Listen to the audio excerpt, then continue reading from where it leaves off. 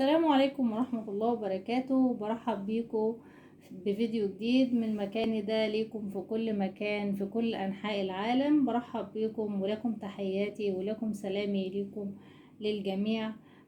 وأتمنى دايما ان احنا نكون مع بعض دايما. النهاردة بإذن الله هوضح فيديو كده بسيط، شرح مبسط لحاجة بتقابل كتير، ناس كتير مننا، وهي تسجيل الدخول. لما ببعت ساعات فيديو لأي حد من زملائي بيقولوا لي اللينك مش بيفتح وطالب تسجيل الدخول.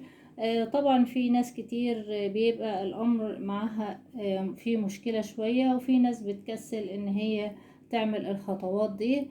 فانا جايبه لكم الحل ان شاء الله النهارده ببساطه ومن غير ما تكتبي اي حاجه ولا تعملي اي خطوات.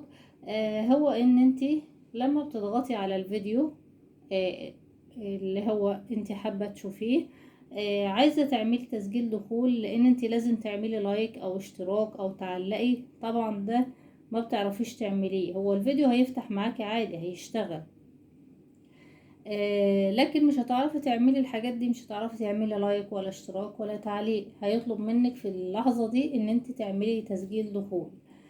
فانتي عشان تعملي التعليق واللايك والاشتراك وتمشي معاكي الدنيا بشكل طبيعي، بتضغطي على الثلاث نقط اللي فوق بيظهروا معاكي.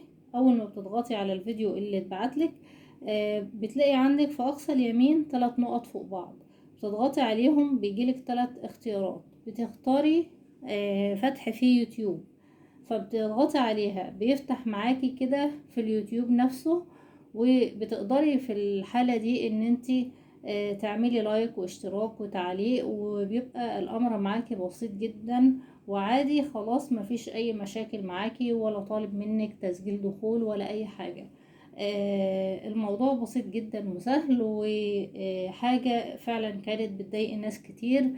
فحبيت ان انا اخرج من مود الكروشيه والاعمال اليدوية واتكلم معاكم في النقطة ديت.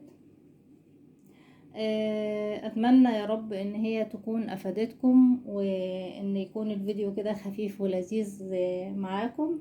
وان شاء الله اشوفكم على خير في فيديو جديد.